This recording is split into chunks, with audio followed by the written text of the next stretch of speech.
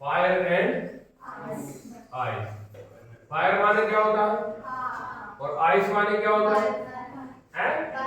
बस दोनों एक दूसरे के पूरक है। इस कविता के माध्यम से हम देखेंगे कि दोनों पूरक हैं, आइस और फायर। फायर माने आग और आइस माने, ये दोनों एक दूसरे के पूरक है, माने विलोम। ठीक है, अब इसमें भी देखो, इसको भी किसने लिखा है?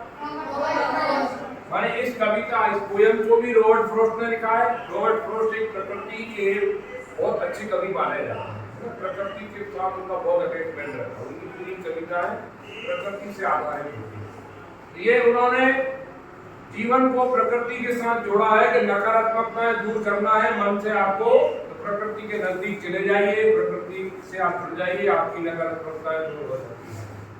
और यहाँ देखो फायर और आइस के माध्यम से वो क्या, देखो फायर का एस कैपिटल है एंड आइस का आई कैपिटल है। इसका मतलब पोयम का हर पहली लाइन का पहला लेटर कैपिटल होता है। ठीक, सम से the world will and in fire, तो सम का एस कैपिटल है।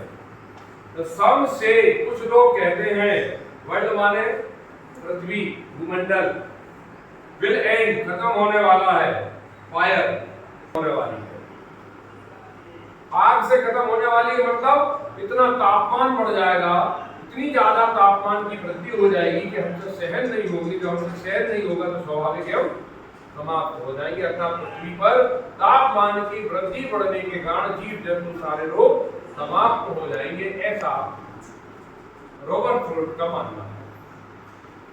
और सम से नाइस, लेकिन कुछ लोग कहते हैं कि नहीं, ये पृथ्वी का जो समाप्त होने का काल है वो ठंड के कारण होगा। अर्थात इतना तापमान आपका कम हो जाएगा, इतना ज्यादा तापमान के चारों तरफ बर्फ ही बर्फ रहेगी। जब बर्फ जम जाएगी तो स्वाभाविक है कि जीव जंतु ठंड के कारण और बर्फ के जमने के कारण भी समाप्त हो सकते हैं। अर्थात कभी ये कहता है कि पृथ्वी के समाप्त होने के दो ही कारण हो सकते हैं, या तो तापमान में वृद्धि और या फिर बर्फ में कमी होना, यानी कि जम तापमान में कमी होना, या तो बढ़ेगा तापमान या फिर घटेगा।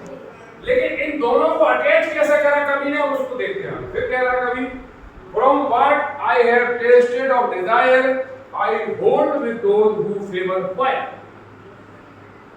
कवि कहता है कि तापमान की वृद्धि का तात्पर्य ये भी है कि लोगों में इतनी ज्यादा, देखो ना, from what I have tested of desire, अर्थात अपेक्षाएं, इच्छाएं और अपेक्षाओं में जब वृद्धि पड़ती है तो वो तापमान की वृद्धि की तरह हो जाती है और विनाश का कारण होती है। अर्थात हमें वृद्धि के रूप में माना जाता है। कभी यही सोचना, तो हमें अपनी इच्छाओं पर नियंत्रण करने की आवश्यकता है। अगर आप जीवन में सुख शांति चाहते हैं तो अपनी इच्छाओं पर नियंत्रित कीजिए। अगर आपने नियंत्रित नहीं करी तो वो आपकी इच्छाएं तापमान को बढ़ाने का काम करें तो विनाश का कारण हो सकती है। और बुद्धि लोग ये कहते हैं, बुद्धिमान लोग, कि आपको अपनी इच्छाओं को ध्यान में रखते हुए कार्य करने की आवश्यकता है।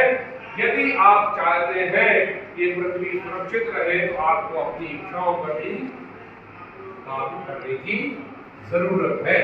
अर्थात हमें प्रकृति को बचाने के लिए, पृथ्वी को बचाने के लिए हमें अपने जीवन में, व्यवहारिक जीवन में प्रकृति का शोषण नहीं करना है, पोषण करने की आवश्यकता भी है। और अपने साथ में अपने जीवन को भी हमें